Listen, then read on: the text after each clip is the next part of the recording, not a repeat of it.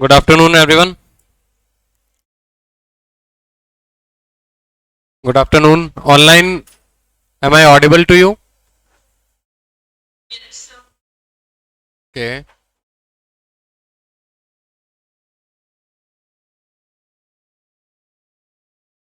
So I can see few new students here. Uh, Bhumi. Bhumi, am I audible to you? Okay. So आप नए student हो यहाँ पे, पहली बार join किया है? ओके, कहाँ से हो बेटा? ओके. And then Aditya.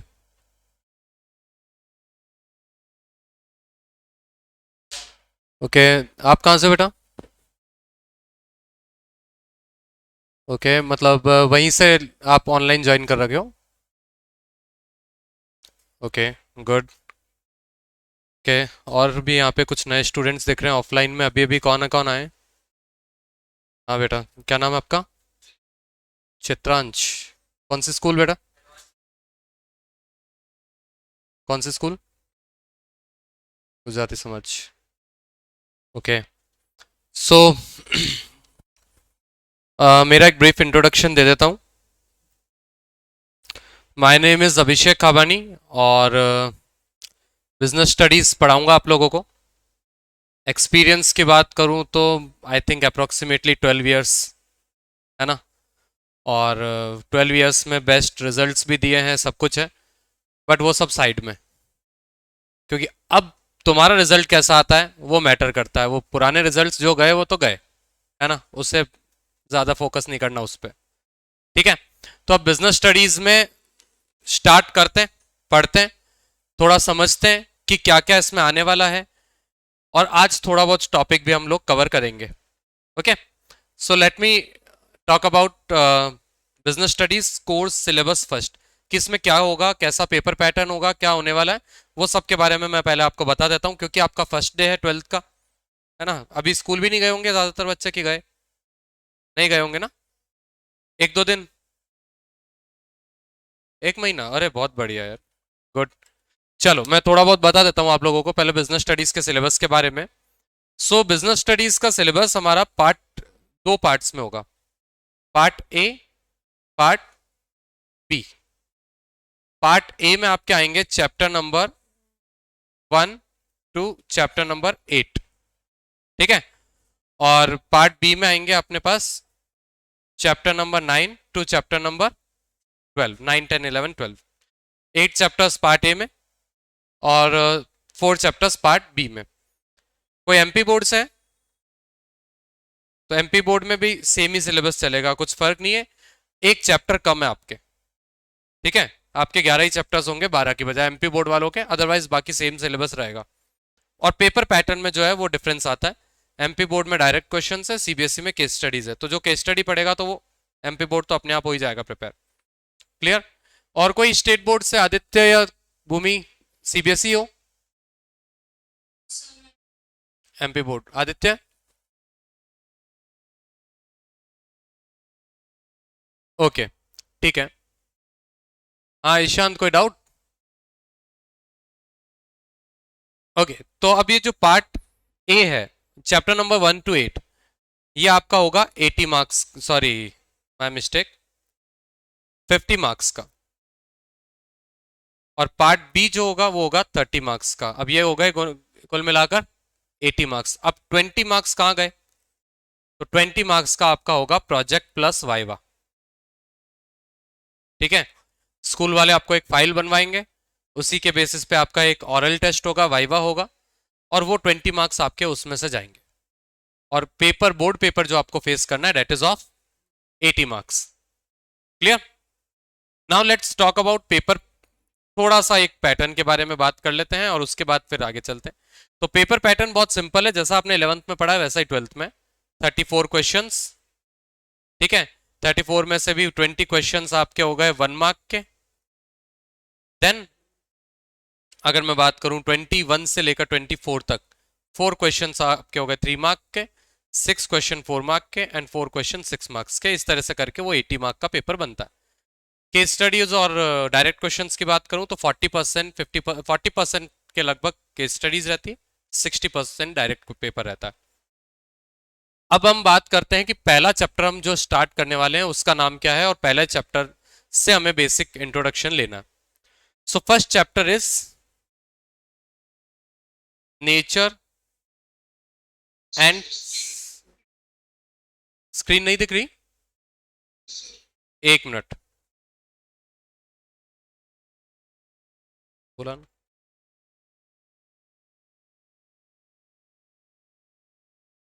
आप लोगों को दिख रही है ना?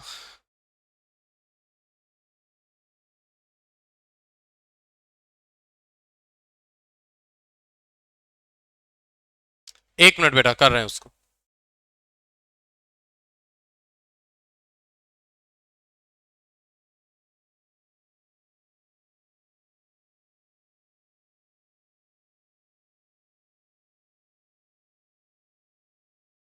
ये इधर स्क्रीन कर देना चालू।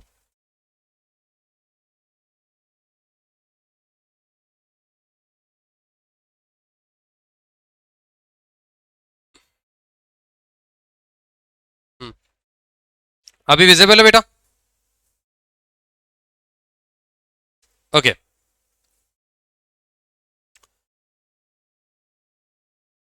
यस, कम इन बेटा।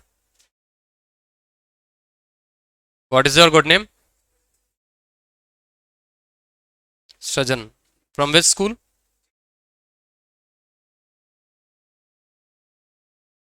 ओके, सो फर्स्ट बुक हम स्टार्ट करेंगे, वो फर्स्ट बुक पूरी हमारी चलेगी मैनेजमेंट पे, ठीक है? तो पहला जो चैप्टर है, first chapter is about nature and significance of management. Clear?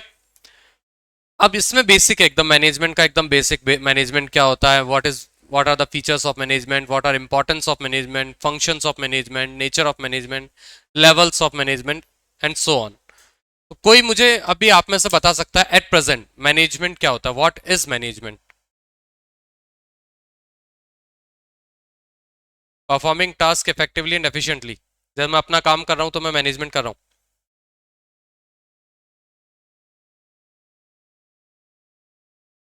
while supervising the team, okay. और कोई आंसर?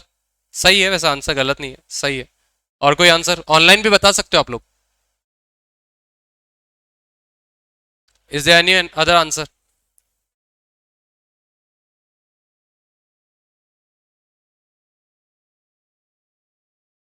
कोई भी? पता है, डिफाइन नहीं कर पा रहे हैं, ये अक्सर यही प्रॉब्लम आती है हमारे, है ना, कि हमें पता होता है लेकिन डिफाइन नहीं कर पाते। लेकिन थ्योरी सब्जेक्ट है, डिफाइन तो करना पड़ेगा, अदरवाइज मार्क्स कैसे मिलेंगे? एक गिलास पानी पिलाएगा मुझे? पानी लेके आना यार। ले आया बहुत, जल्दी ले आया।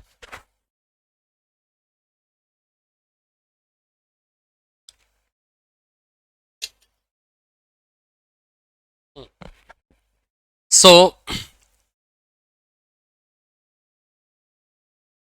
मैनेजमेंट का मतलब होता है परफॉर्मिंग द टास्क, ठीक है, but it is not correct, मतलब 100% करेक्ट नहीं है।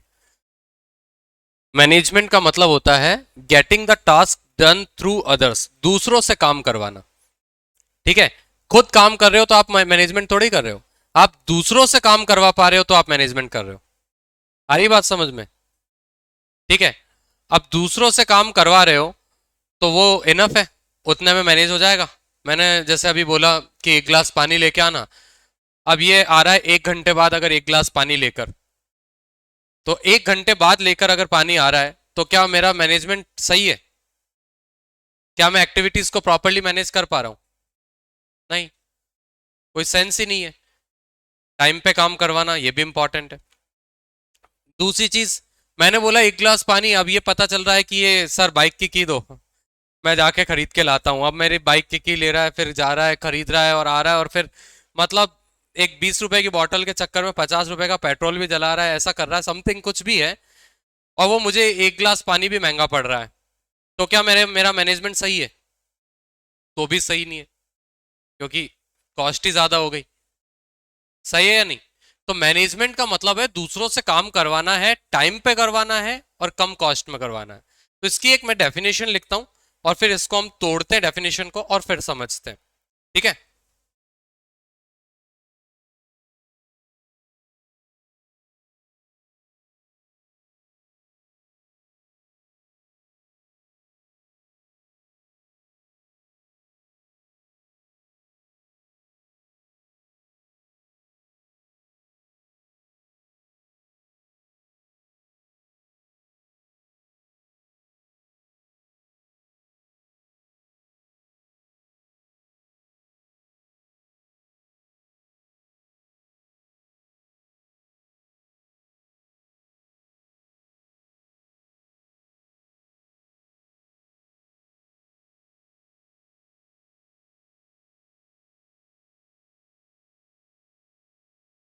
ओके, सो एक डेफिनेशन मैंने लिखी है। Management is a process of getting things done through others effectively and efficiently for the purpose of achieving objectives. अब इसमें क्या क्या इंपॉर्टेंट है वो हम समझते हैं। सबसे पहले तो getting things done through others, दूसरों से काम करवाना है, खुद नहीं काम किया तो फिर क्या मैनेजमेंट। ठीक है। फिर इफेक्टिवली, एफिशिएंटली और for the purpose of achieving objective. अब इस एक डेफिनेशन से हमारी बहुत सारी चीजें निकल कर आ रही है, और वो क्या क्या चीजें हैं? एक तो प्रोसेस, दूसरा इफेक्टिवनेस, तीसरा एफिशिएंसी और फिर चौथा ऑब्जेक्टिव। तो इन चीजों को हम समझते हैं ये चीजें क्या है। ठीक है, लिख रहे हो आप लोग कोई? स्क्रीन में शो नहीं हो रहा? हो तो रहा है, क्यों नहीं हो रहा ये? एक मिनट देखते। पहले का सब शो हो रहा है ना? ऊपर का शो हो रहा है नीचे?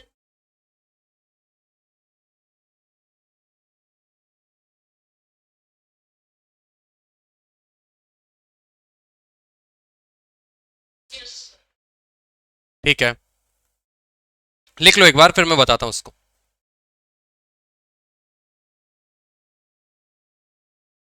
रशिश ने ज्वाइन नहीं किया आज?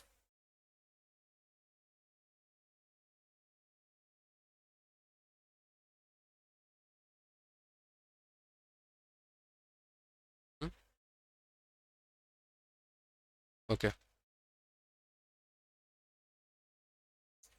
ओके, एक बार लिख लो फिर समझते इसको।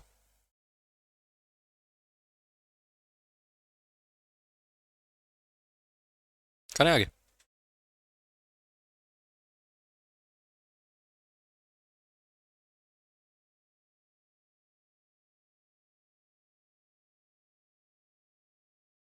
एक मिनट, कर रहा हूं।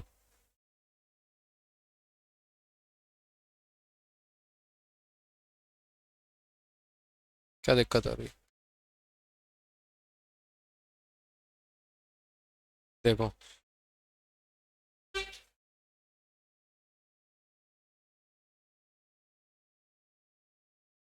बार बार क्यों करना पड़ रहा है इसको?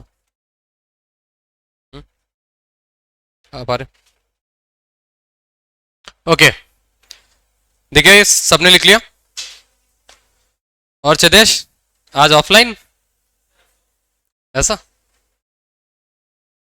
ओके, सो यहाँ पे हमने लिखा कि management is a process of getting things done through others effectively and efficiently for the purpose of achieving objectives. इस एक डेफिनेशन से हम बहुत सारी चीजें निकालेंगे। ठीक है। Number one, what is a process. अच्छा, ये जो चीजें मैं बता रहा हूं आपको इस एक डेफिनेशन से निकालकर, ये जगह जगह हमें काम आने वाली है थ्रू आउट द बुक। ठीक है। तो प्रोसेस, प्रोसेस का मतलब क्या होता है? What is the meaning of process? Sequence of steps to perform a task. ठीक है। किसी भी टास्क को करने की सीक्वेंस ऑफ स्टेप्स जो होती है उन्हें हम बोलते हैं प्रोसेस। ठीक है। जैसे फॉर एग्जांपल आप स्कूल में एडमिशन करवाने गए तो उसका भी एक प्रोसेस होगा। पहले आप एक फॉर्म लोगे, उसे भरोगे, कुछ नेसेसरी डॉक्यूमेंट जमा करोगे, फिर फीस जमा करोगे, उसके बाद आपको एक रिसिप्ट मिलेगी, उसके बाद आपको सेक्शन अलॉट होगा। तो यानी एक कंप्लीट प्रोसेस है, एक सीक्वेंस है स्टेप्स का। ठीक है। तो उसी चीज को हम बोलते हैं प्रोसेस। तो किसी भी काम को करने के लिए हमारा प्रोसेस होता है। तो आगे आप फ्यूचर में बिजनेस स्टडीज में ही अलग अलग फंक्शंस के प्रोसेस पढ़ोगे, जैसे प्लानिंग का प्रोसेस पढ़ोगे, ऑर्गेनाइजिंग का प्रोसेस पढ़ोगे, कंट्रोलिंग का प्रोसेस पढ़ोगे। तो प्रोसेस का मतलब ही वही है कि steps in a sequence. Is it clear? और प्रोसेस में कभी भी सीक्वेंस बिगाड़ा नहीं जाता। अगर आपको किसी भी चीज का फीचर पूछ रहे हैं, मेरिट्स डीमेरिट्स पूछ रहे हैं, आप आगे पीछे लिख सकते हो, कोई सी भी मेरिट पहले लिख दो, कोई सी भी बाद में लिख दो, चलता है। बट प्रोसेस हमेशा एक स्टेप में होता है। आ रही बात समझ में? ठीक है, तो प्रोसेस मतलब वो है।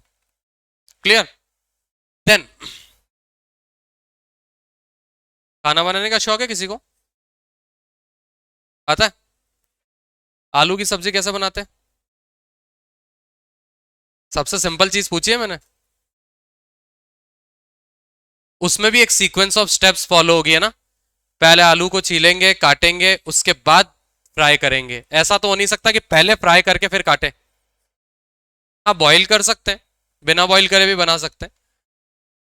लेकिन कहने का मतलब ऐसा होता है क्या कि पहले आपने सब पूरे आलू में मसाला डाल दिया उसके बाद उसको काटो? ऐसा तो नहीं होता ना। तो यानी प्रोसेस मतलब वो स्टेप्स बाय स्टेप ही चलेगी चीजें। Clear? Then comes efficiency. Efficiency का मतलब क्या होता है?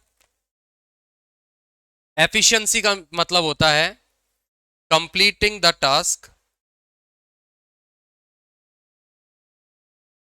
With minimum cost. Come cost के साथ ऑप्टिमम यूटिलाइजेशन ऑफ रिसोर्सेस के साथ आपको काम करना है, उसी को बोलते हैं हम एफिशिएंसी। क्लियर? आप अगर रिसोर्सेस को सही तरीके से यूज करोगे तो आपकी कॉस्ट क्या होगी? कम आएगी। और कम कॉस्ट के साथ काम करना आपको, उसी को बोलेंगे हम एफिशिएंसी। अगर आप काम तो कर रहे हो और काम करने में आप कॉस्ट बहुत ज्यादा लगा रहे हो, तो कोई सेंस वाली बात नहीं है, फिर कोई मैनेजमेंट प्रॉपर नहीं है आपके। आप बोल रहे हो कि यार काम तो मैं टाइम पे कर रहा हूँ, और टाइम पे कर रहे हो लेकिन अगर कॉस्ट बहुत ज्यादा आ रही है तो प्रॉफिट ही नहीं होगा आपको। तो वैसे में तो एफिशिएंट कॉस्ट पे, या जितनी हमने डिसाइड कर रखी है उसी कॉस्ट पे हमें काम करना है, ज्यादा कॉस्ट नहीं लगानी। उसी चीज को हम बोलते हैं efficiency. Then comes effectiveness.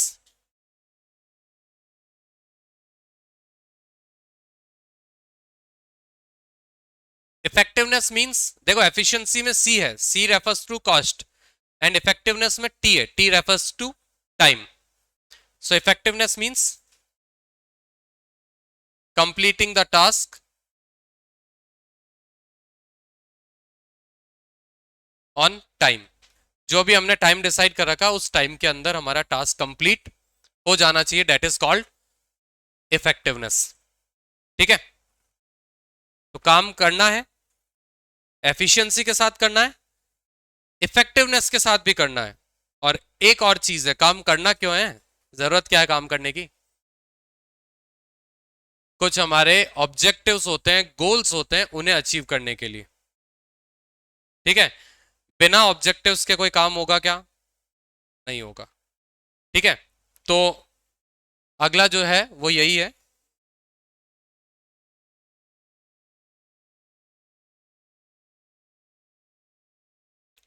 Objectives. And objectives are end results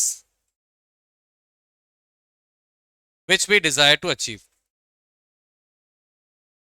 purpose बोल सकते हैं, बिल्कुल बोल सकते हैं।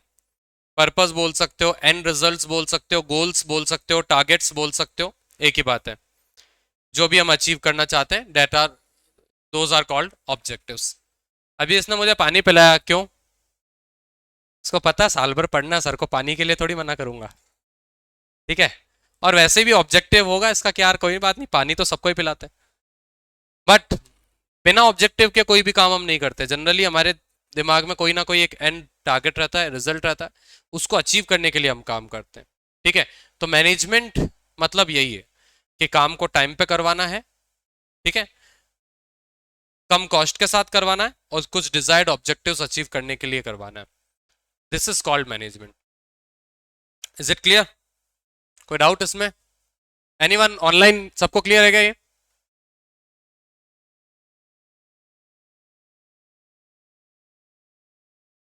अच्छा, लगता है कि मैनेजमेंट फिजिकल टास्क है या मेंटल टास्क है, क्या लगता है? मेंटल फिजिकल दोनों? ज्यादा क्या लगता है? मेंटल, साइकोलॉजिकल ज्यादा ही है ना? क्योंकि इसमें माइंड चलना ज़्यादा ज़रूरी है। आप फिजिकली कितने भी एक्टिव हो, लेकिन अगर आपका माइंड प्रॉपर नहीं चल रहा तो आप मैनेजमेंट नहीं कर पाओगे, है ना।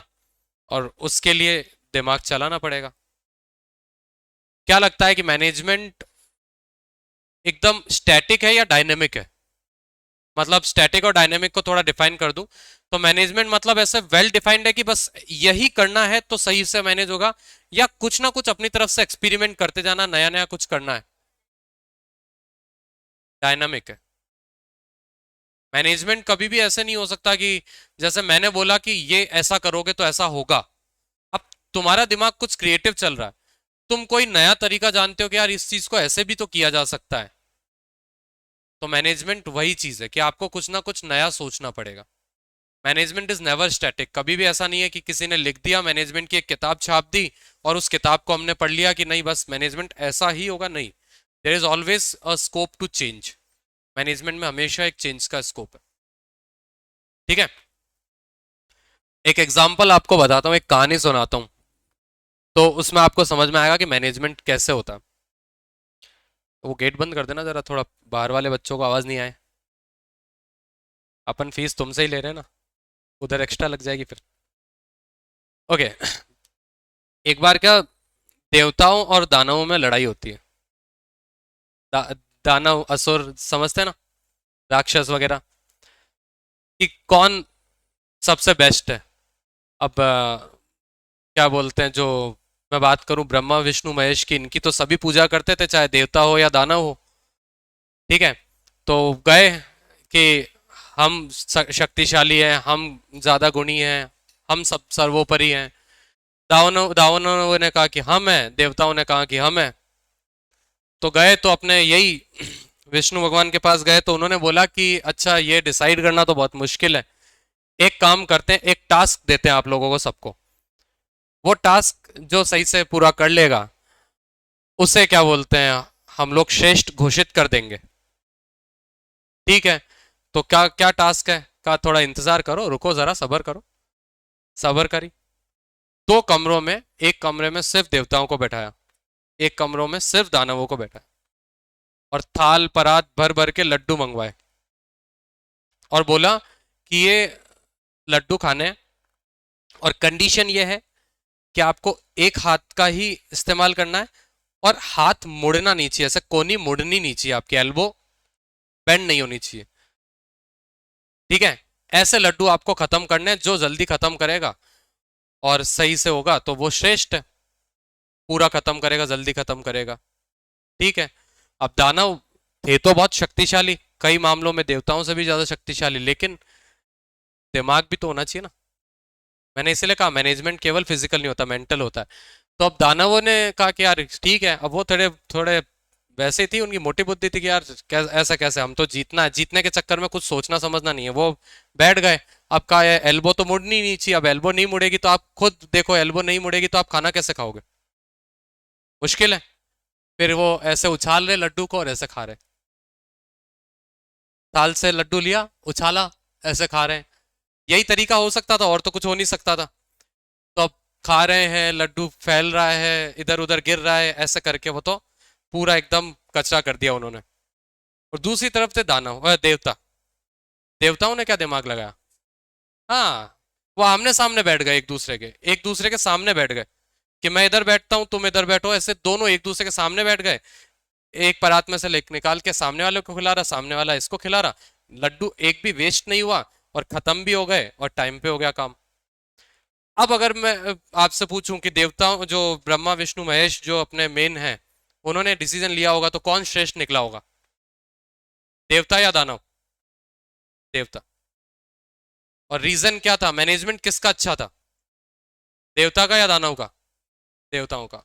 और रीजन कि काम इफेक्टिवली तो दानवों ने कर दिया था, कि चलो टाइम पे तो खा लिया उछाल उछाल के लड्डू, लेकिन वो इतना फैलाया, कॉस्ट कितनी ज्यादा आ गई, एफिशिएंटली किया का काम? नहीं किया। लेकिन देवताओं ने दिमाग चलाया, प्लान बनाया, और उन्होंने क्या करा, एकदम इफेक्टिवली प्लस एफिशिएंटली काम किया, तो मैनेजमेंट किसका अच्छा हुआ, देवताओं। तो यानी फिजिकल वर्क अपनी जगह है, रिसोर्सेस अपनी जगह है, मशीनरी अपनी जगह है, लेकिन मैनेजमेंट करना है तो क्या सबसे ज्यादा जरूरी है? माइंड। ठीक है, तो मैनेजमेंट उसी का नाम है। क्लियर? अच्छा, अब ये इतना तुमने पढ़ लिया, इफेक्टिवनेस एफिशिएंसी सीख गए। इफेक्टिवनेस मतलब टाइम पे काम कंप्लीट होना, एफिशिएंसी मतलब कम कॉस्ट के साथ कंप्लीट होना। अगर मैं कुछ क्वेश्चन पूछूं तो बता सकते हो? मैं 3 क्वेश्चंस पूछता हूं, और उन 3 क्वेश्चंस में आप लोगों को यह बताना है मुझे कि क्या वो पर्सन इफेक्टिव है या एफिशिएंट है या दोनों है या दोनों ही नहीं है। क्लियर? 3 केसेस आपसे पूछ रहा हूं मैं, बताना मुझे। 1 मिनट में जरा निकाल लूं बुक।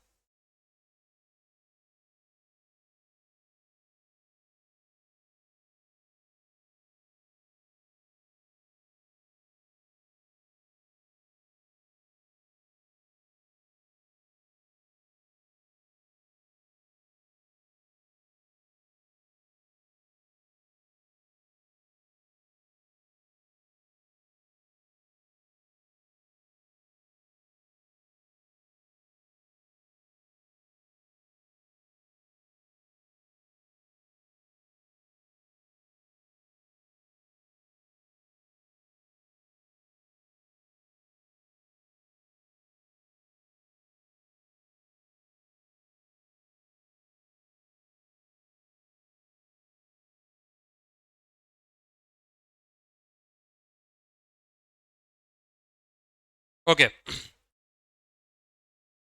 सो क्वेश्चन नंबर 4 देखते हैं। मैं थोड़ा सा जूम कर लूं इसको। दिख रहा है सबको? Online is it visible to your screen? Question number 4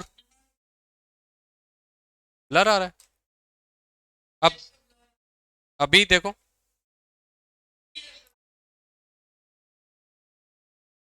अभी भी ब्लर आ रहा है? जूम तो कर दिया यार मैंने।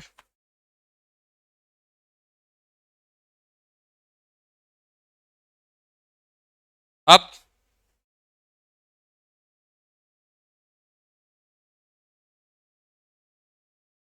अभी दिख रहा है?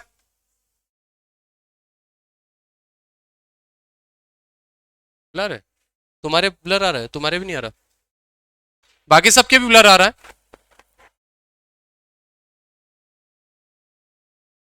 ईशांत, लोकेंद्र, ब्लर आ रहा है आपके भी सबके?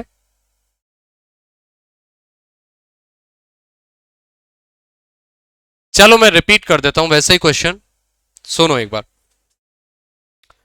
क्वेश्चन में मैं भी लिखता जाता हूं ना साथ में, तो हो जाएगा काम शायद।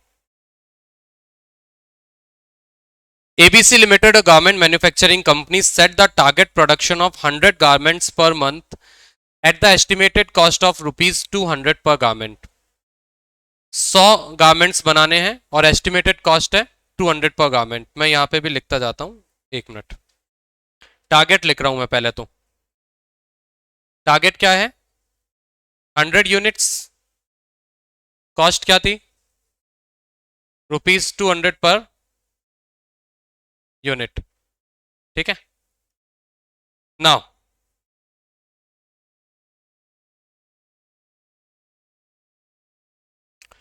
Next. Mohan, a worker, work double shift and manufactured around 150 garments but at the estimated cost of 230 per garment। सो मोहन ने क्या किया है उसके बारे में लिखते हैं। मोहन ने पूरे के पूरे 100 यूनिट्स बना लिए, बट इसकी कॉस्ट आई ₹230 पर unit. Now tell me, Mohan effective है, एफिशिएंट है, दोनों है या कुछ भी नहीं है? मोहन इज इफेक्टिव क्योंकि काम तो इसने कर लिया टाइम पे, बट कॉस्ट बहुत ज्यादा आ गई इसकी, तो यानी Mohan is effective but not efficient. Okay, then coming to next. Ravi, other worker, focus on cost and handle resources very carefully, so he manufactured 90 garments but at the estimated cost of rupees 190 per garment। मतलब एक दूसरा worker है रवि। रवि ने बहुत ध्यान रखा cost का और 190 पर यूनिट की कॉस्ट में ही काम कर लिया। बट अगेन काम इसने कितना किया, 90 यूनिट्स ही किया। अब अगर मैं रवि के बारे में आपसे पूछता हूं तो आप मुझे बताइए कि रवि कैसा है। Efficient but not effective. क्योंकि रवि ने कम कॉस्ट पे तो काम किया है लेकिन काम पूरा नहीं कर पाया ये, और जरूरी वो भी है। देन एक और वर्कर है यहाँ पे, third worker maintain the balance and achieve the target of 100 garments at the estimated cost of rupees 200 per garment। यानी जो थर्ड वर्कर है, थर्ड वर्कर का नाम क्या रखें, कुछ भी नाम रख लो। अच्छा लवी, ठीक है। तो लवी ने 100 यूनिट्स बना लिए और 200 यूनिट्स पर पर यूनिट के हिसाब से बना लिए। अब लवी क्या है, बोथ इफेक्टिव एंड एफिशिएंट। अगर मैं पूछता हूं कि तुम एक ऑर्गेनाइजेशन चला रहे हो और तुम्हें वर्कर रखना है, इन तीनों का तुमने एक ट्रायल लिया था, टेस्ट लिया था और तुम्हें ये रिजल्ट्स मिले, तो किसको रखोगे तुम? यस, ऑनलाइन वाले भी बता सकते हो, अब तो स्क्रीन दिख ही रही है। अगर तुम ऑर्गेनाइजेशन चला रहे होते तो तुम्हें तीनों में से किसी वर्कर को रखना होता तो किसको रखते? लवी है ना, थर्ड वर्कर। क्यों? क्योंकि she is both effective as well as efficient.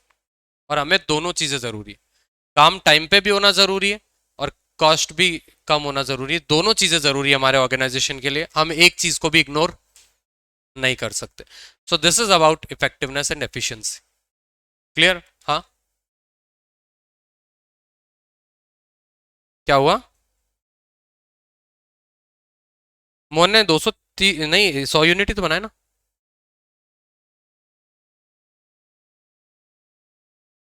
मैंने 100 ही लिखा, 150 कहाँ लिखा? अच्छा चलो 150 मान लिए ये लो। लेकिन कॉस्ट भी तो कितनी ज्यादा ले आया ना वो, कॉस्ट ज्यादा ले आया ना, 200 यूनिट का हमारा टारगेट था।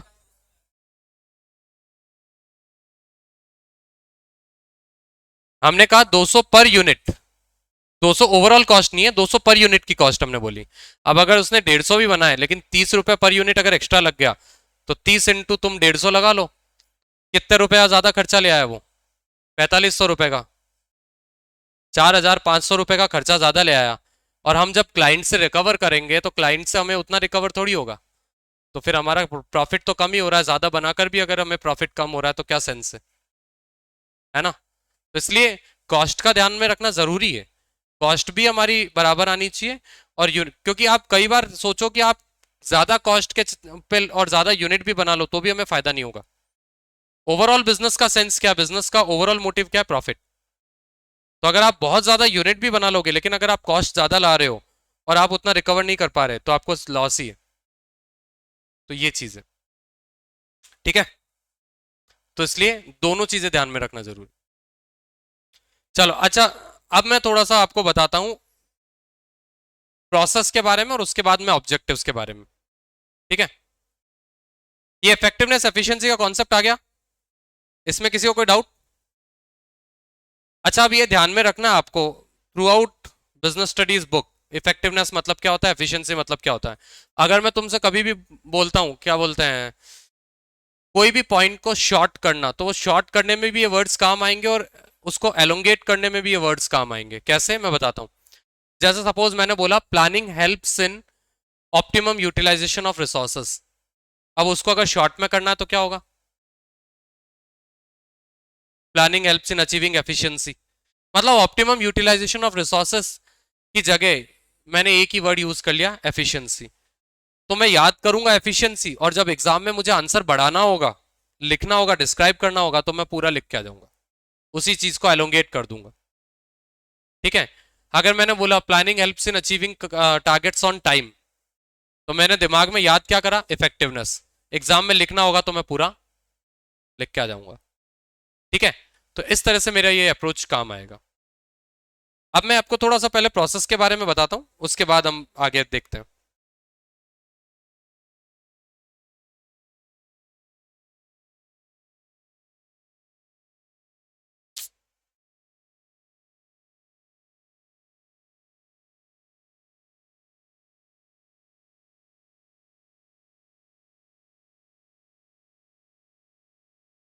ओके, प्रोसेस की अगर मैं बात करूं तो प्रोसेस का मतलब मैंने सीक्वेंस ऑफ स्टेप बताया ना।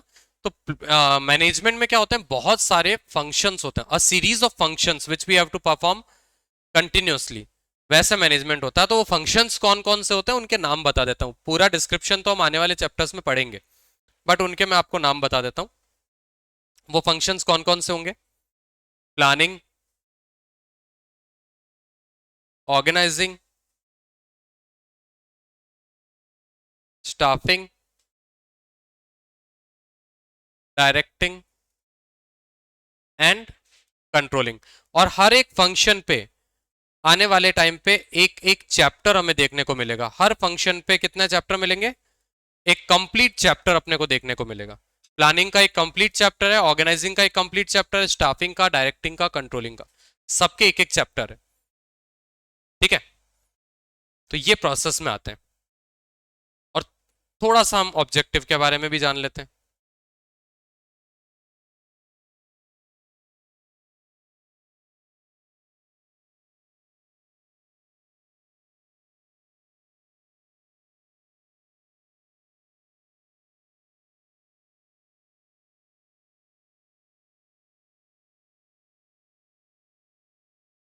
कहाँ गया?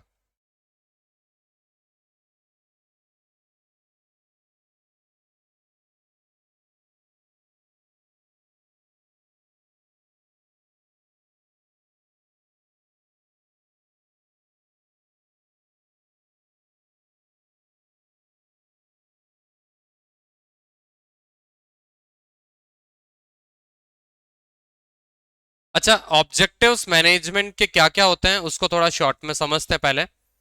ऑब्जेक्टिव्स मैनेजमेंट के होते हैं बेसिकली तीन। नंबर वन, ऑर्गेनाइजेशनल ऑब्जेक्टिव्स, यानी which are related to growth and welfare of organisation. जो ऑर्गेनाइजेशन, जिस ऑर्गेनाइजेशन में हम काम करते हैं उसके ग्रोथ एंड वेलफेयर से रिलेटेड होते हैं ऑर्गेनाइजेशनल ऑब्जेक्टिव्स। और वो बेसिकली होते हैं तीन। कौन कौन से? इनको आप इकोनॉमिक ऑब्जेक्टिव भी बोल सकते हो। ठीक है, तीन होते हैं। कौन कौन से? Survival, profit and growth. Survival, profit and growth. Survival का मतलब क्या होता है कि हमारा ऑर्गेनाइजेशन इस कॉम्पिटिटिव मार्केट में बना रहे, सर्वाइव करे, बिजनेस करे, वो लॉस कम से कम, उसको लॉस नहीं हो, कम से कम हम इतनी कॉस्ट तो रिकवर कर पाए जिससे हमारा बिजनेस मार्केट में सर्वाइव करता रहे। उसको बोलते हैं सर्वाइवल।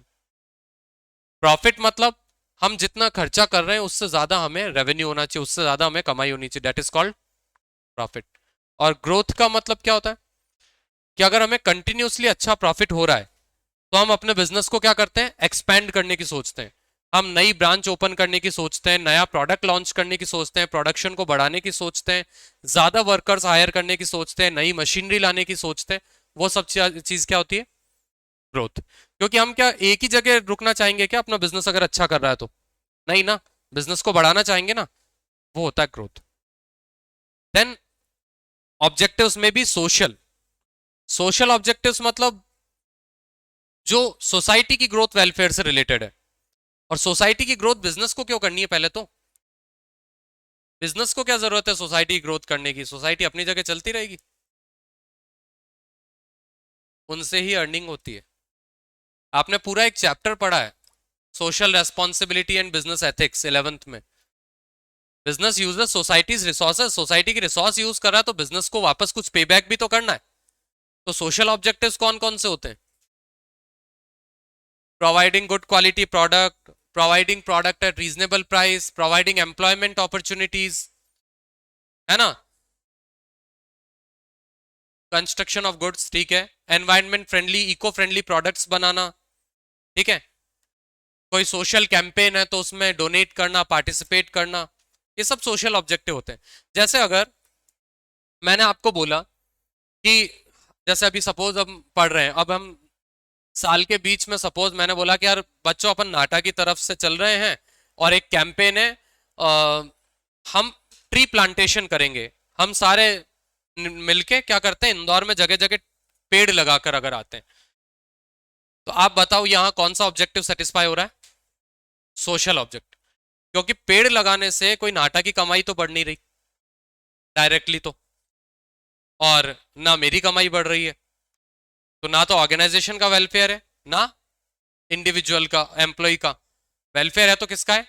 सोसाइटी का। ठीक है। आप देखते हो जगह जगह कई बार क्या होता है, वाटर कूलर्स लगे हुए हैं, कहीं कहीं कोई ब्लड डोनेशन कैंपेन ऑर्गेनाइज हो रहा है, ब्लड डोनेशन कैंप लग रहा है, तो ये सब चीजें क्या है? ये सोशल ऑब्जेक्टिव्स है। ठीक है। Then comes personal objectives. Personal objectives क्या होते हैं? Which are related to growth and welfare of workers. Workers की ग्रोथ एंड वेलफेयर से रिलेटेड क्या है? Personal objective. ऑर्गेनाइजेशन में जो एम्प्लॉइज काम कर रहे हैं उनको क्या चाहिए?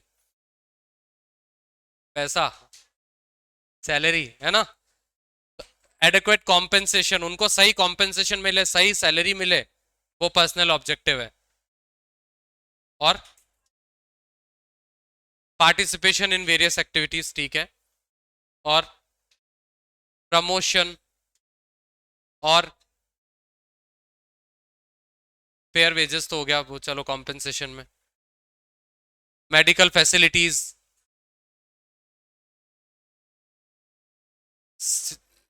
ओके, जॉब सिक्योरिटी, ठीक है। और क्या चाहिए?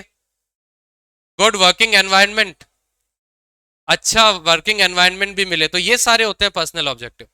यानी जो भी रिलेटेड टू आपके अगर ऐसे दिख रहे हैं, ऑर्गेनाइजेशन से रिलेटेड है तो ऑर्गेनाइजेशनल, सोसाइटी से रिलेटेड है तो सोशल, और वर्कर से रिलेटेड है तो पर्सनल। पक्का दिमाग में क्लियर है सबको? ये online is it clear? Online Vanshika, Aditya, Bhumi, Saumya, Lokendra, is it clear? तो एक क्वेश्चन पूछूं, एक क्वेश्चन पूछता हूं, अपने आप क्लियर होगा, या क्लियर हुआ या नहीं। अच्छा मैं बोलता हूं, एक ऑर्गेनाइजेशन अपने वर्कर्स के बच्चों के लिए स्कूल खोलता, वर्कर्स के बच्चों की एजुकेशन के लिए स्कूल खोलता, तो कौन सा ऑब्जेक्टिव हुआ? सोशल या पर्सनल? सोशल। उसके सिर्फ उसके वर्कर्स के बच्चों की पढ़ाई के लिए है वो स्कूल, पर्सनल है। आप डायरेक्ट सोचो, डायरेक्ट किसका वेलफेयर? अगर मैंने बोला एक ऑर्गेनाइजेशन ने स्कूल खोली, गरीब बच्चों के लिए खोली, सोसाइटी के लिए खोली, तो क्या है? सोशल है। मैंने बोला कि सिर्फ उसके वर्कर्स के बच्चों के पढ़ाई के लिए है वो स्कूल, तो फिर क्या हो गया? पर्सनल हो गया, फिर वो सोशल नहीं होगा। आ रही बात समझ में? ये चीज होती। मैंने बोला कि गरीब बच्चों को फ्री एजुकेशन देते हैं, तो क्या है? सोशल। वर्कर्स के बच्चों को फ्री एजुकेशन देते हैं तो पर्सनल है। उसमें सबका, सोसाइटी, ओवरऑल सोसाइटी का भला नहीं हो रहा, उसमें उनके एम्प्लॉइज का भला हो रहा। ठीक है। तो ये इस तरह से ये मैनेजमेंट है। इजी है ये बुक 11th के मुकाबले, या टफ लग रही है? 11th के कंपैरिजन में इजी लग रही है क्या? आज कितना टॉपिक सीखे हो तुम? बुक जाकर घर पे जाकर बुक देखना एक बार, ये कम से कम 3 पेज तो तुमने पढ़ ही लिए होंगे। और मेरी गारंटी, अगर कुछ भूल जाओ इन 3 पेज में, तो कुछ भी भूल जाओ तो बता देना कल कि सर ये हमने जाकर पढ़ा, तो हमें तो ये तो याद ही नहीं था। 3 पेज आपने अभी पढ़े हैं आपके बुक के। पूनम गांधी चाहे उठा के देख सकते हो, अगर ये बुक है तो देख सकते हो, है ना? सेम यही है 3 पेज। ठीक है। तो इजी है 11th के मुकाबले, बहुत मजा आएगा इसको पढ़ने में। और क्या क्या पढ़ा आज हमने? मैनेजमेंट की definition, what is effectiveness, concept of effectiveness, concept of efficiency, concept of objectives, and different types of objectives as well. ठीक है। अब हमें फिर पढ़ना है फीचर्स, फंक्शंस, आगे और कंटिन्यू इसको करना है। तो अब मेरे को ये बताओ कि किस किस को ये समझ में आ गया, सब पूरा समझ में आ गया एकदम जो पढ़ा है? पूरा नहीं है? आया तो हाथ खड़े करो आराम से, बिंदास। नहीं आया तुम्हें? थोड़ा बहुत? क्या नहीं आया? क्या चीज नहीं आई समझ में? मैनेजमेंट नहीं आया, या ऑब्जेक्टिव नहीं आया, या इफेक्टिवनेस नहीं आया, या एफिशिएंसी नहीं आया? क्या नहीं आया? एफिशिएंसी अभी बता देते हैं। एफिशिएंसी का मतलब क्या होता है? हाँ, मिनिमम कॉस्ट पे काम को कंप्लीट करना। मिनिमम कॉस्ट, या फिर जो कॉस्ट हमने डिसाइड किया ऑप्टिमम कॉस्ट, उसमें काम को कंप्लीट करना। ठीक है। और अगर आपको कॉस्ट कम चाहिए तो क्या होगा? वेस्टेज ऑफ रिसोर्सेज आपको कम से कम करने, है ना। वो लड्डू फैलाने नहीं है, लड्डू खाने हैं पूरे। पढ़ा था ना हमने, जो स्टोरी सुनी थी ना, वो एफिशिएंसी के लिए ही थी वो। और पीछे आ गया दोनों को। सिद्धेश, और इधर ऑनलाइन में किसी को कोई डाउट? भूमि, नो डाउट। आदित्य, एक मिनट। हाँ,